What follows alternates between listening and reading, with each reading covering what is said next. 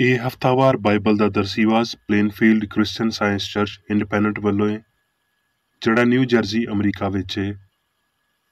ਹੋਰ ਮਾਲੂਮਾਤ ਲਈ ਤੁਸੀਂ ਸਾਡੀ ਵੈਬਸਾਈਟ ਵੇਖੋ www.plainfieldcs.com। ਇਹ ਸਬਕ 19 ਮਾਰਚ 2023 ਐਤਵਾਰ ਦੇ ਦਿਨ ਹਫ਼ਤੇ ਦੇ ਅਖੀਰ ਉੱਤੇ ਤੁਹਾਡੇ ਪੜ੍ਹਨ ਲਈ ਤਿਆਰ ਕੀਤਾ ਗਿਆ ਹੈ। ਮਜ਼ਮੂਨ, ਮਾਦਾ, ਸੁਨਹਿਰੀ ਮਤਨ, ਇਮਸਾਲ। ਨੇਕ ਗਰੀਬ ਬੁਰੇ ਦੌਲਤਮੰਦ ਨਾਲੋਂ ਚੰਗਾ ਹੈ। ਜਵਾਬੀ ਪੜ੍ਹਾਈ। ਜ਼ਬੂਰ। ਖੁਦਾਵੰਦ ਦੀ ਵਡਿਆਈ ਕਰੋ। ਧੰਨ ਹੈ ਉਹ ਬੰਦਾ ਜਿਹੜਾ ਖੁਦਾਵੰਦ ਤੋਂ ਡਰਦਾ ਹੈ ਤੇ ਉਹਦੇ ਹੁਕਮਾਂ ਵਿੱਚ ਵਾਹਵਾ ਖੁਸ਼ ਰਹਿੰਦਾ ਹੈ। ਉਹਦੀ ਪੀੜ੍ਹੀ ਧਰਤੀ ਉੱਤੇ ਜ਼ੋਰ ਵਾਲੀ ਹੋਵੇਗੀ। ਰਸਤਬਾਜ਼ਾਂ ਦੀ ਔਲਾਦ ਧਨ ਹੋਵੇਗੀ। ਮਾਲ ਤੇ ਦੌਲਤ ਉਹਦੇ ਘਰ ਵਿੱਚ ਨੇ ਤੇ ਉਹਦੀ ਸੱਚਾਈ ਹਮੇਸ਼ਾ ਤੀਕਰ ਕਾਇਮ ਹੈ। ਰਸਤਬਾਜ਼ਾਂ ਲਈ ਹਨੇਰੇ ਵਿੱਚ ਲੋ ਚਮਕਦੀ ਏ। ਉਹ ਰਹੀਮ ਤੇ ਕਰੀਮ ਤੇ ਸਾਦਕ ਏ। ਰਹਿਮਦਿਲ ਤੇ ਕਰਜ਼ ਦੇਣ ਵਾਲਾ ਬੰਦਾ ਸਾਦਤਮੰਦ ਏ। ਉਹ ਆਪਣਾ ਕਾਰੋਬਾਰ ਰਾਸਤੀ ਨਾਲ ਕਰੇਗਾ। ਉਹਨੇ ਵੰਡਿਆ ਤੇ ਮੱਥਾ ਜਾਣ ਨੂੰ ਦਿੱਤਾ। ਉਹਦੀ ਸੱਚਾਈ ਹਮੇਸ਼ਾ ਕਾਇਮ ਰਹੇਗੀ। ਉਹਦਾ ਸਿੰਘ ਇੱਜ਼ਤ ਦੇ ਨਾਲ ਉੱਚਾ ਕੀਤਾ ਜਾਵੇਗਾ।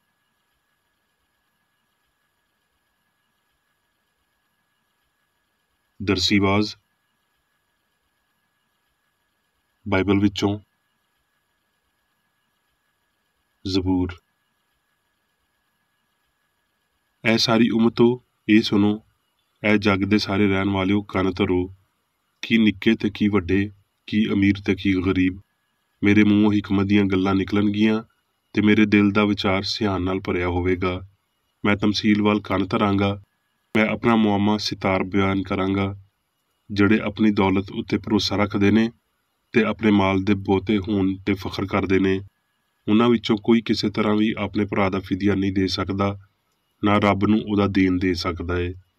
ਕਿਉਂ ਜੇ ਉਹਨਾਂ ਦੀ ਜਿੰਦ ਦਾ ਫਿਦਿਆ ਗਿਰਾਂ ਬਹਾਏ, ਉਹ ਹਮੇਸ਼ਾ ਤਿਕਰ ਅਦਾ ਨਾ ਹੋਵੇਗਾ, ਤਾਂ ਜੋ ਉਹ ਹਮੇਸ਼ਾ ਤਿਕਰ ਜਿਉਂਦਾ ਰਵੇ ਤੇ ਕਬਰ ਨੂੰ ਨਾ ਵੇਖੇ। ਕਿਉਂ ਜੇ ਉਹ ਵੇਖਦਾ ਏ ਵੀ ਸਿਆਣੇ ਮਰ ਜਾਂਦੇ ਨੇ, ਬੇਵਕੂਫ ਤੇ ਡੰਗਰਾਂ ਵਰਗੇ ਇਕੱਠੇ ਹਲਾਕ ਹੁੰਦੇ ਨੇ ਤੇ ਆਪਣੀ ਦੌਲਤ ਹੋਰਾਂ ਲਈ ਛੱਡ ਜਾਂਦੇ ਨੇ। ਉਹਨਾਂ ਦੇ ਦਿਲ ਦਾ ਖਿਆਲ ਇਹ ਹੈ ਵੀ ਉਹਨਾਂ ਦੇ ਘਰ ਹਮੇਸ਼ਾ ਤਿਕਰ ਤੇ ਉਹਨਾਂ ਦੀਆਂ ਛੱਤਾਂ ਪੀੜ੍ਹੀ ਤੋਂ ਪੀੜ੍ਹੀ ਤਿਕਰ ਬਣੀਆਂ ਰਹਿਣ। ਉਹ ਆਪਣੀ ਧਰਤੀ ਆਪਣੇ ਨਾਵੇਂ ਹੀ ਲਿਖਦੇ ਨੇ। ਜਦ ਕੋਈ ਮਾਲਦਾਰ ਹੋ ਜਾਵੇ, ਜਦ ਉਹਦੇ ਘਰ ਦੀ ਇੱਜ਼ਤ ਵਧੇ ਤੇ ਤੂੰ ਨਾ ਡਰ, ਕਿਉਂ ਜੇ ਉਹ ਮਰ ਕੇ ਕੁਝ ਨਾਲ ਨਹੀਂ ਲੈ ਜਾਵੇਗਾ। ਉਹਦੀ ਇੱਜ਼ਤ ਉਹਦੇ ਨਾਲ ਨਾ ਜਾਵੇਗੀ, ਭਾਵੇਂ ਜਿਉਂਦੇ ਜੀ ਉਹ ਆਪਣੀ ਜਿੰਦ ਨੂੰ ਧਨ ਆਖਦਾ ਰਿਹਾ ਹੋਵੇ। ਤੇ ਜਦ ਤੂੰ ਆਪਣਾ ਭਲਾ ਕਰਦਾ ਏ ਤੇ ਲੋਕੀ ਤਾਰੀਫ ਕਰਦੇ ਨੇ।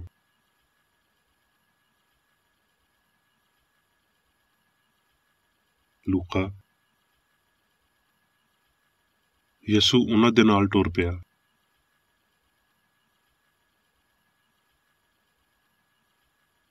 ਲੂਕਾ। ਫਿਰ ਜੱਥੇ ਵਿੱਚੋਂ ਕਿਸੇ ਨੇ ਉਹਨੂੰ ਆਖਿਆ, ਐ ਉਸਤਾਦ, ਮੇਰੇ ਭਰਾ ਨੂੰ ਆਖ ਭਈ ਜਾਇਦਾਦ ਦਾ ਮੇਰਾ ਹਿੱਸਾ ਮੈਨੂੰ ਦੇਵੇ।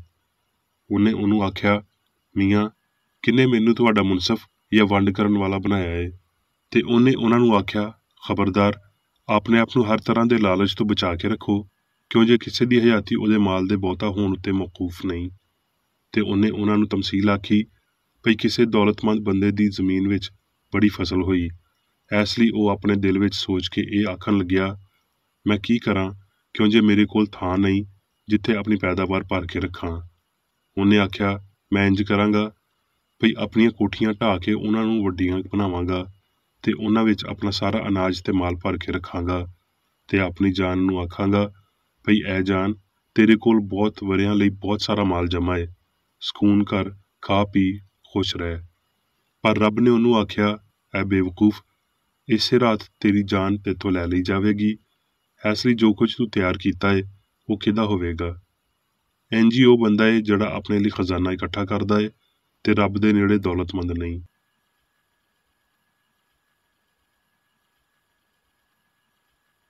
ਅਮਾਲ।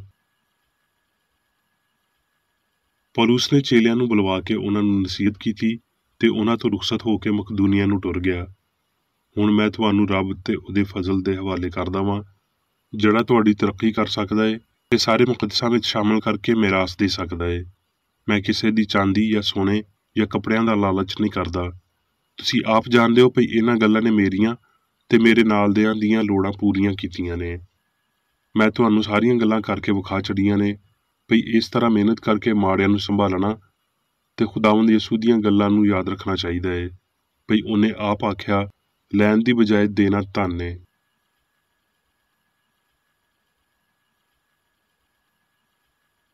ਤਮੈਥੀਅਸ। ਐਸ ਮੌਜੂਦਾ ਜਹਾਨ ਦੇ ਦੌਲਤਮੰਦਾਂ ਨੂੰ ਹੁਕਮ ਦੇ ਭਈ ਮਗਰੂਰ ਨਾ ਹੋਵੋ ਤੇ ਨਾ ਪਾਏਦਾਰ ਦੌਲਤ ਉੱਤੇ ਨਹੀਂ ਬਲਕਿ ਰੱਬ ਉੱਤੇ ਉਮੀਦ ਰੱਖੋ ਜਿਹੜਾ ਸਾਨੂੰ ਮਜ਼ੇ ਲੈਣ ਲਈ ਸਾਰੀਆਂ ਸ਼ੈਵਾਂ ਅਫਰਾਤ ਨਾਲ ਦਿੰਦਾ ਹੈ। ਤੇ ਨੇਕੀ ਕਰੋ ਤੇ ਨੇਕ ਕੰਮ ਕਰਨ ਵਿੱਚ ਦੌਲਤਮੰਦ ਬਣੋ ਤੇ ਸਖਾਵਤ ਉੱਤੇ ਤਿਆਰ ਤੇ ਇਮਦਾਦ ਉੱਤੇ ਮੁਸਤੈਦ ਹੋਵੋ ਤੇ ਅੱਗਾਂ ਤੋਂ ਆਪਣੇ ਲਈ ਇੱਕ ਚੰਗੀ ਬੁਨਿਆਦ ਕਾਇਮ ਕਰਕੇ ਰੱਖੋ ਤਾਂ ਜੋ ਅਸਲੀ ਹਯਾਤੀ ਉੱਤੇ ਕਬਜ਼ਾ ਕਰੋ।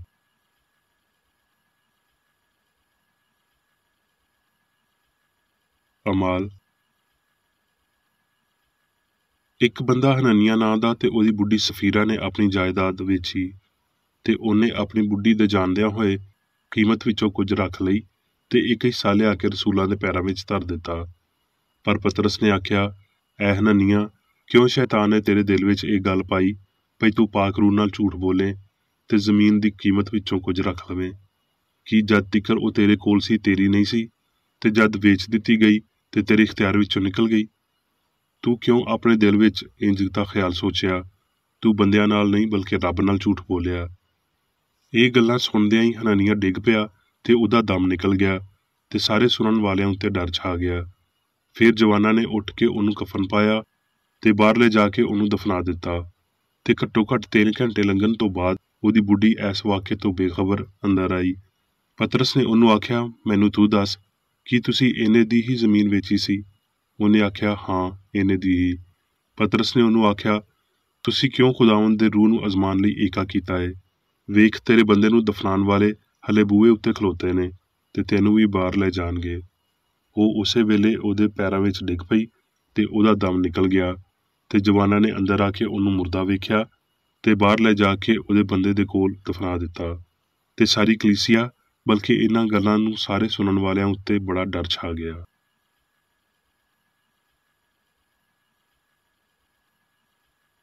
ਯੋਹੰਨਾ। ਨਾ ਜੱਗ ਨਾਲ ਪਿਆਰ ਰੱਖੋ ਨਾ ਉਹਨਾਂ ਸ਼ੈਵਾਂ ਨਾਲ ਜਿਹੜੀਆਂ ਜੱਗ ਵਿੱਚ ਨੇ। ਜਿਹੜਾ ਕੋਈ ਜੱਗ ਨਾਲ ਪਿਆਰ ਰੱਖਦਾ ਏ ਉਹਦੇ ਵਿੱਚ ਪਿਓ ਦੀ ਮੁਹੱਬਤ ਨਹੀਂ, ਕਿਉਂ ਜੇ ਜੋ ਕੁਝ ਜੱਗ ਵਿੱਚ ਹੈ ਯਾਨੀ ਬਦਨ ਦੀ ਤਾਂਘ ਤੇ ਅੱਖਾਂ ਦੀ ਤਾਂਘ ਤੇ ਹਯਾਤੀ ਦੀ ਸ਼ੋਖੀ, ਉਹ ਪਿਓ ਵੱਲੋਂ ਨਹੀਂ ਬਲਕਿ ਜੱਗ ਵੱਲੋਂ ਏ।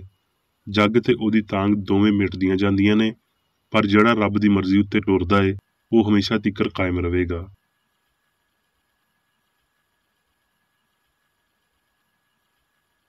ਹੁਣ ਮੈਂ ਮੇਰੀ ਬੇਕਰੇਡੀ ਦੀ ਲਿਖੀ ਹੋਈ ਕ੍ਰਿਸਚਨ ਸਾਇੰਸ ਦੀ ਦਰਸੀ ਕਿਤਾਬ ਸਾਇੰਸ ਤੇ ਸਿਹਤ ਆਇਤਾਂ ਦੀ ਕੁੰਜੀ ਦੇ ਨਾਲ ਵਿੱਚੋਂ ਲਈਆਂ ਹੋਈਆਂ ਲਿਖਾਈਆਂ ਪੜਾਂਗਾ।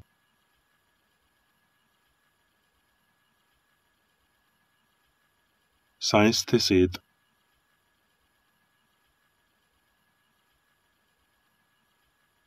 ਮਾਦੇ ਵਿੱਚ ਗਵਾਉਣ ਲਈ ਹਯਾਤੀ ਨਹੀਂ ਏ ਤੇ ਰੂਹ ਕਦੀ ਮਰਦੀ ਨਹੀਂ ਏ। ਸਿਆਣ ਦੀ ਮਾਦੇ ਨਾਲ ਸ਼ਰਾਕਤਦਾਰੀ ਕਾਦਰ ਮੁਤਲਕ ਤੇ ਹਰ ਥਾਂ ਮੌਜੂਦ ਸਿਆਣ ਨੂੰ ਨਜ਼ਰਅੰਦਾਜ਼ ਕਰੇਗੀ। ਇਹ ਜ਼ਾਹਿਰ ਕਰਦਾ ਏ ਭਈ ਮਾਦਾ ਰੱਬ ਰੂਹ ਤੋਂ ਨਹੀਂ ਜੰਮਿਆ ਤੇ ਇਹ ਹਮੇਸ਼ਾ ਦਾ ਨਹੀਂ ਏ। ਇਸ ਲਈ ਮਵਾਦ ਮਾਦੀ ਜਿਉਂਦਾ ਨਹੀਂ ਤੇ ਨਾ ਹੀ ਸਮਝਦਾਰ ਏ। ਇਲਾਹੀ ਸਾਇੰਸ ਦਾ ਸਾਫ਼ ਨੁਕਤਾ ਇਹ ਹੈ ਭਈ ਰੱਬ ਰੂਹ ਸਭ ਦਾ ਹਾਕਮ ਏ ਤੇ ਉਹਦੇ ਇਲਾਵਾ ਕੋਈ ਤਾਕਤ ਏ ਨਾ ਕੋਈ ਸਿਆਣ ਏ। ਭਈ ਰੱਬ ਮੁਹੱਬਤ ਏ ਤੇ ਇਸ ਲਈ ਉਹ ਇਲਾਹੀ ਅਸੂਲ ਏ।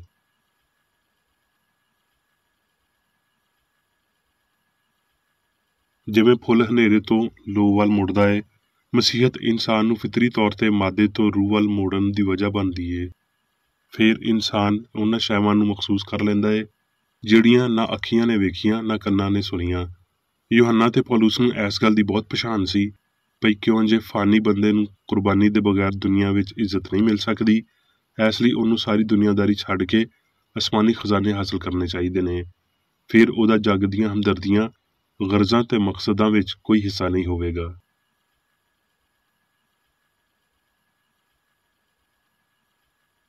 ਊਂਠ ਦਾ ਸੂਈ ਦੇ ਨੱਕੇ ਵਿੱਚੋਂ ਨਿਕਲ ਜਾਣਾ ਸੌਖਾ ਏ ਇਹਦੇ ਤੋਂ ਭਈ ਪਾਪੀ ਅਕੀਦੇ ਅਸਮਾਨ ਦੀ ਬਾਦਸ਼ਾਹੀ ਅਬਦੀ ਹਮਾਂਗੀ ਵਿੱਚ ਵੜਨ।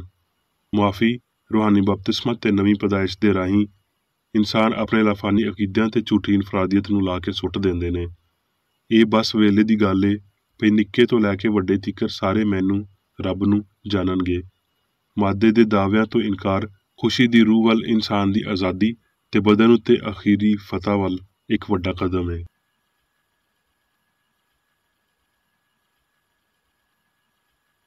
ਮਾਦਾ ਤੇ ਇਹਦੇ ਪਾਪ, ਮੌਤ ਤੇ ਬਿਮਾਰੀ ਵਾਲੇ ਦਾਅਵੇ ਰੱਬ ਦੇ ਖਿਲਾਫ ਨੇ ਤੇ ਉਹਦੇ ਤੋਂ ਜਾਰੀ ਨਹੀਂ ਹੋ ਸਕਦੇ। ਜਿਸਮਾਨੀ ਹਿੱਸਾ ਰੱਬ ਤੇ ਰੂਹਾਨੀ ਸੱਚਾਈ ਤੋਂ ਵਾਕਿਫ ਨਹੀਂ ਹੋ ਸਕਦੀਆਂ।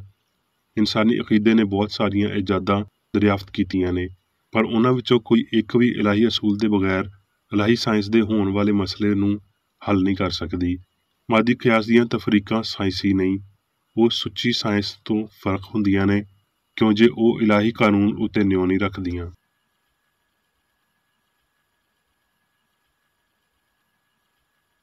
ਸਾਇੰਸ ਬਦਨੀ ਹਿੱਸਾਂ ਦੀ ਝੂਠੀ ਗਵਾਹੀ ਨੂੰ ਤਬਦੀਲ ਕਰ ਦਿੰਦੀ ਏ ਤੇ ਇਸ ਤਬਦੀਲੀ ਦੇ ਪਾਰੋਂ ਇਨਸਾਨ ਹਸਤੀ ਦੇ ਬੁਨਿਆਦੀ ਹਕਾਇਕਾਂ ਉੱਤੀਕਰ ਅਪੜਦੇ ਨੇ।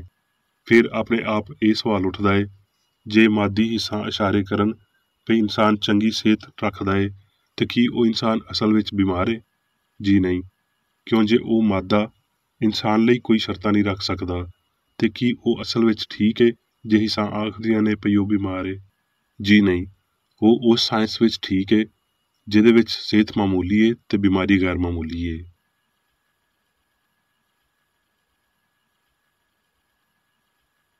ਰੂਹ ਸਾਰੀਆਂ ਸ਼ੈਵਾਂ ਦੀ ਹਯਾਤੀ ਮਵਾਦ ਤੇ ਲਗਾਤਾਰੀ ਏ। ਅਸੀਂ ਤਾਕਤਾਂ ਦੇ ਪੈਰਾਂ ਮਗਰ ਟੁਰਦੇ ਹਾਂ, ਇਹਨਾਂ ਨੂੰ ਛੱਡ ਦਈਏ ਤੇ ਮਖਲੂਕ ਨੇਸਤ ਹੋਵੇਗੀ। ਇਨਸਾਨੀ ਇਲਮ ਇਹਨਾਂ ਨੂੰ ਮਾਦੇ ਦੀਆਂ ਤਾਕਤਾਂ ਆਖਦਾ ਏ, ਪਰ ਇਲਾਹੀ ਸਾਇੰਸ ਇਹ ਵਾਜ਼ਹ ਕਰਦੀ ਏ ਭਈ ਉਹ ਪੂਰੇ ਤੌਰ ਤੇ ਇਲਾਹੀ ਸਿਆਣ ਦੇ ਨਾਲ ਤਾਲੁਕ ਰੱਖਦੀਆਂ ਨੇ ਤੇ ਇਸ ਸਿਆਣ ਵਿੱਚ ਮੇਰਾਸ ਰੱਖਦੀਆਂ ਨੇ ਤੇ ਇੰਜ ਉਹਨਾਂ ਨੂੰ ਉਹਨਾਂ ਦੇ ਜਾਇਜ਼ ਘਰ ਤੇ ਦਰਜਾਬੰਦੀ ਵਿੱਚ ਬਹਾਲ ਕਰਦੀ ਏ।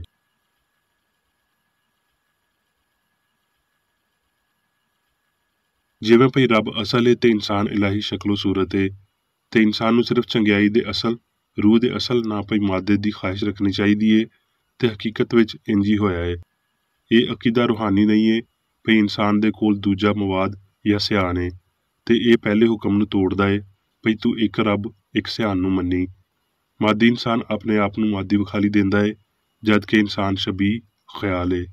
ਫਰੇਬ ਨਜ਼ਰੀ, ਪਾਪ, ਬਿਮਾਰੀ ਤੇ ਮੌਤ ਮਾਦੀ ਫਹਿਮ ਦੀ ਝੂਠੀ ਗਵਾਹੀ ਤੋਂ ਜਨਮ ਲੈਂਦੇ ਨੇ, ਜਿਹੜੀ ਲਾਮਹਿਦੂਦ ਰੂਹ ਦੇ ਮਰਕਜ਼ੀ ਫਾਸਲੇ ਤੋਂ ਬਾਹਰ ਇੱਕ ਫਰਜ਼ੀ ਨਜ਼ਰੀਏ ਤੋਂ ਸਿਆਣ ਤੇ ਅਸਲ ਦੀ ਮੁੜੀ ਹੋਈ ਤਸਵੀਰ ਪੇਸ਼ ਕਰਦੀ ਏ, ਜਿਹਦੇ ਵਿੱਚ ਹਰ ਸ਼ੈ ਉੱਤੋਂ ਲੈ ਕੇ ਹੇਠਾਂ ਤੀਕਰ ਪੁੱਠੀ ਹੋਈ ਹੁੰਦੀ ਏ।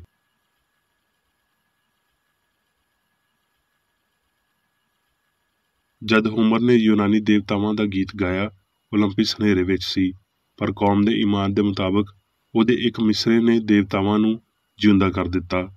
ਗੈਰ ਕੌਮ ਵਾਲਿਆਂ ਦੀ ਪ੍ਰਸਤਸ਼ ਪੂਰੇ ਜ਼ੋਰ ਨਾਲ ਸ਼ੁਰੂ ਹੋ ਗਈ, ਪਰ ਸੀਨਾ ਦੀ ਪਹਾੜੀ ਦੀ ਸ਼ਰੀਅਤ ਨੇ ਦਾਊਦ ਦੇ ਗੀਤ ਵਾਲੇ ਖਿਆਲ ਨੂੰ ਤਰੱਕੀ ਦਿੱਤੀ। ਮੂਸਾ ਨੇ ਮਾਦੇ ਦੀ ਬਜਾਏ ਰੂਹ ਵਿੱਚ ਰੱਬ ਦੀ ਪ੍ਰਸਤਸ਼ ਵੱਲ ਕੌਮ ਨੂੰ ਲਾਇਆ ਤੇ ਲਫਾਨੀ ਸਿਆਣ ਵੱਲੋਂ ਹਸਤੀ ਦੀਆਂ ਵੱਡੀਆਂ ਇਨਸਾਨੀ ਸਲਾਹੀਅਤਾਂ ਦੇ ਬਖਸ਼ੇ ਜਾਣ ਨੂੰ ਦੱਸਿਆ।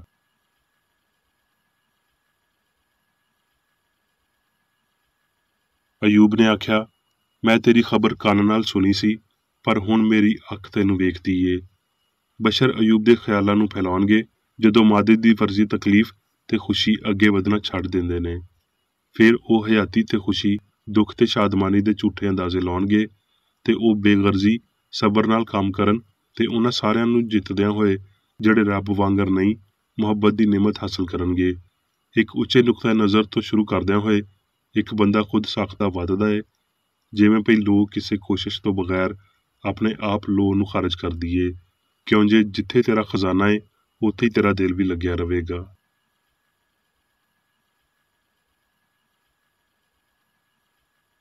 ਇਨਸਾਨੀ ਹਮਦਰਦੀਆਂ ਵਿੱਚ ਚੰਗਿਆਈ ਨੂੰ ਬੁਰਿਆਈ ਉੱਤੇ ਤੇ ਜਾਨਵਰ ਉੱਤੇ ਰੂਹਾਨੀ ਨੂੰ ਗਲਬਾ ਪਾਉਣਾ ਚਾਹੀਦਾ ਏ, ਨਹੀਂ ਤੇ ਖੁਸ਼ੀ ਕਦੀ ਫਤਹਮੰਦ ਨਹੀਂ ਹੋਵੇਗੀ। ਉਸ ਅਸਮਾਨੀ ਹਾਲਤ ਦਾ ਹਸੂਲ ਸਾਡੀ ਪੀੜ੍ਹੀ ਨੂੰ ਤਰੱਕੀ ਦੇਵੇਗਾ, ਜੁਰਮ ਨੂੰ ਤਲਫ ਕਰੇਗਾ ਤੇ ਉਮੰਗ ਨੂੰ ਉੱਚੇ ਮਕਸਦ ਅਨਾਇਤ ਕਰੇਗਾ। ਪਾਪ ਦੀ ਹਰ ਵਾਦੀ ਦਾ ਸਿਰ ਉੱਚਾ ਕਰਨਾ ਚਾਹੀਦਾ ਹੈ ਤੇ ਖੁਦਗਰਜ਼ੀ ਦਾ ਹਰ ਪਹਾੜ ਨੀਵਾਂ ਕਰਨਾ ਚਾਹੀਦਾ ਹੈ, ਤਾਂ ਜੋ ਸਾਇੰਸ ਵਿੱਚ ਸਾਡੇ ਰੱਬ ਦੀ ਰਾਹ ਹਮਵਾਰ ਕੀਤੀ ਜਾ ਸਕੇ।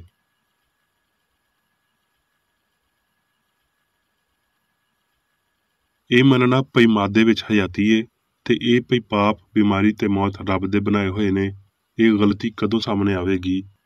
ਇਹ ਕਦੋਂ ਸਮਝਿਆ ਜਾਵੇਗਾ ਭਈ ਮਾਦੇ ਵਿੱਚ ਨਾ ਤੇ ਜ਼ਹਾਨਤ ਹਯਾਤੀ ਏ ਤੇ ਨਾ ਹੀ ਅਹਿਸਾਸ ਏ, ਤੇ ਇਹ ਭਈ ਇਹਦਾ ਉਲਟ ਈਮਾਨ ਸਾਰਿਆਂ ਦੁੱਖਾਂ ਦਾ ਫਲਦਾਰ ਵਸੀਲਾ ਏ। ਰੱਬ ਨੇ ਸਭ ਕੁਝ ਸਿਆਣ ਦੇ ਰਾਹੀਂ ਬਣਾਇਆ ਤੇ ਸਭ ਕੁਝ ਕਾਮਲ ਤੇ ਅਬਦੀ ਏ। ਜਦੋਂ ਅਸੀਂ ਇਲਾਹੀ ਦੇ ਨਾਲ ਆਪਣੇ ਰਿਸ਼ਤੇ ਨੂੰ ਪੂਰੀ ਤਰ੍ਹਾਂ ਸਮਝਦੇ ਹਾਂ ਤੇ ਅਸੀਂ ਕੋਈ ਹੋਰ ਸਿਆਣ ਨਹੀਂ ਰੱਖਦੇ ਮਾਂ ਸਿਵਾਏ ਉਹਦੀ ਸਿਆਣ ਦੇ, ਕੋਈ ਹੋਰ ਮੁਹੱਬਤ ਹਕਮਤ ਜਾਂ ਸੱਚਾਈ ਨਹੀਂ ਰੱਖਦੇ, ਹਯਾਤੀ ਦਾ ਕੋਈ ਹੋਰ ਫਹਿਮ ਨਹੀਂ ਰੱਖਦੇ ਤੇ ਮਾਦੇ ਜਾਂ ਗਲਤੀ ਦੀ ਵਜੂਦੀਅਤ ਦਾ ਕੋਈ ਹੋਰ ਸ਼ਾਉਰ ਨਹੀਂ ਰੱਖਦੇ।